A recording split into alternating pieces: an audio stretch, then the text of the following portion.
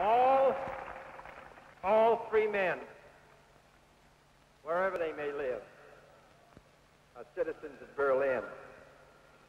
And therefore, as a free man, I take pride in the word, Ich bin ein Berliner.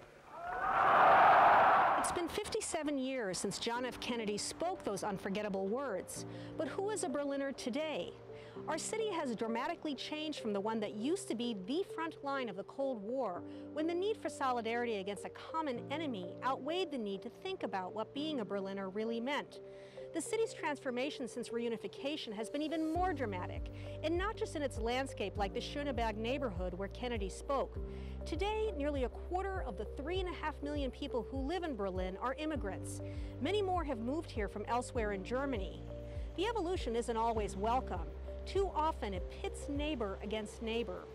We will address those conflicts on this episode of Common Ground and try to answer the question, who is a real Berliner? Deswegen bin ich hierher gekommen, weil ich bin auch ein bisschen eigen und akzeptiere auch jeden Menschen so, wie er halt ist und freue mich auch, neue Leute und neue Kulturen kennenzulernen und auch neue Eigenarten von Menschen kennenzulernen, die einfach anders sind. Finde ich sehr interessant. Deswegen hoffe ich, dass ich vielleicht auch mal eine Berlinerin werde.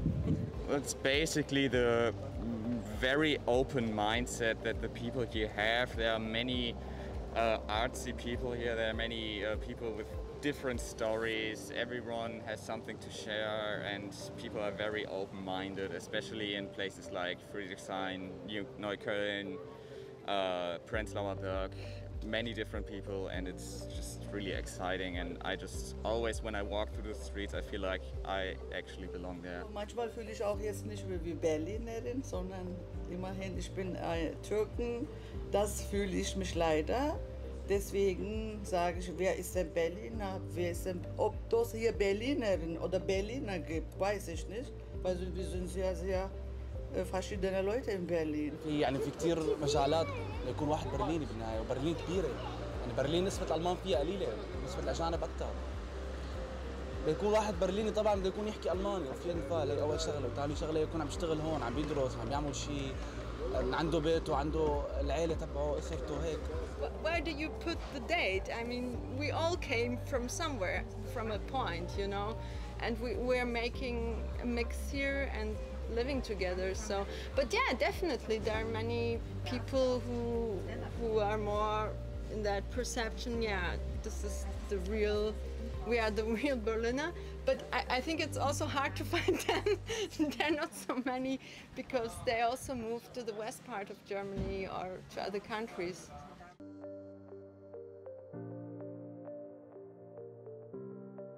This is Teutoburger Park, surrounded by buildings that in the 1980s were home to young activists and artists who helped redefine Berlin and the world. Less than a decade later, Deborah Cole, who is an Agence France press correspondent, arrived in Berlin. She's married to Hilmar Schmund, who is German and a reporter for Spiegel magazine. They call this corner of Berlin home. I still think that being a Berliner means different things to different people. And so if you ask people who are born here, they might even say, well, you know, I'm a Berliner, but I'm not a waschechter Berliner, which means that I believe your grandparents are from Berlin. So, you know, to have the bona fides, you know, people take pride in it. And they're, you know, worried about claiming something that doesn't belong to them. But I think that this city has become more international. It's become more open in the time that I've been here, and so it's forced the definition to evolve. I think any city where its citizens try to be gatekeepers is not well served. I think that, you know, big cities, world cities like Berlin claims to be, you know, thrive on an openness and an ability for anyone to kind of make it there, to coin a phrase. And so it's helpful, I think, you know, when everybody tries to just be that touch more open-minded, I think that, you know, Berlin will benefit in the long run.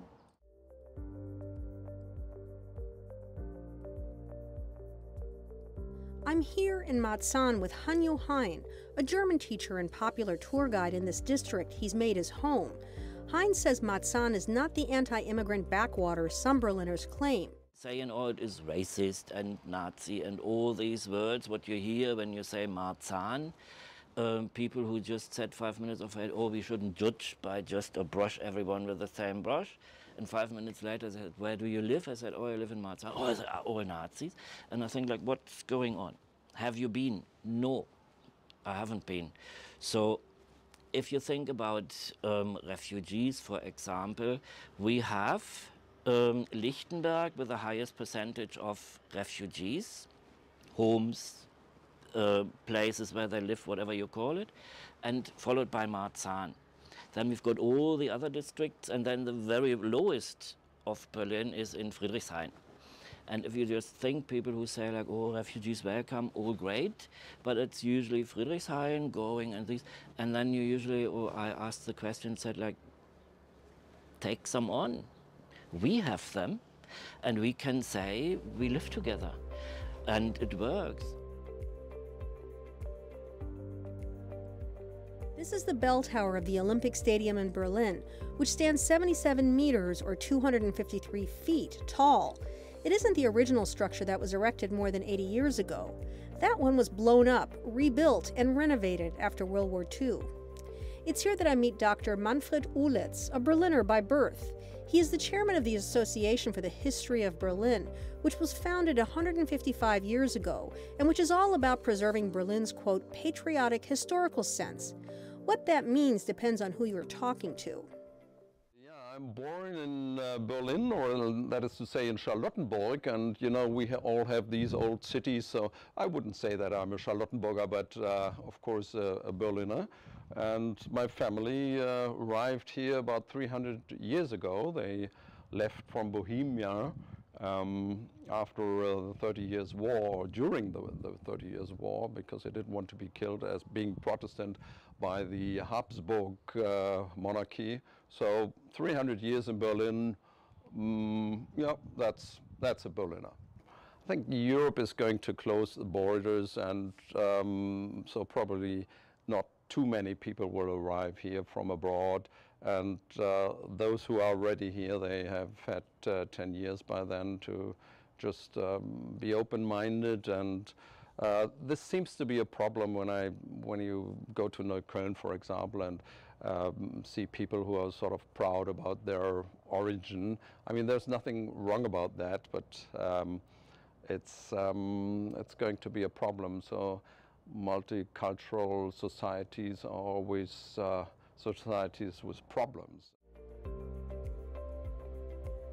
We don't know for sure who future Berliners will be, or whether current Berliners will ever accept them as waschechte Berliner if they don't speak German, if they don't look German, or if they follow religious or cultural norms that are different than our own.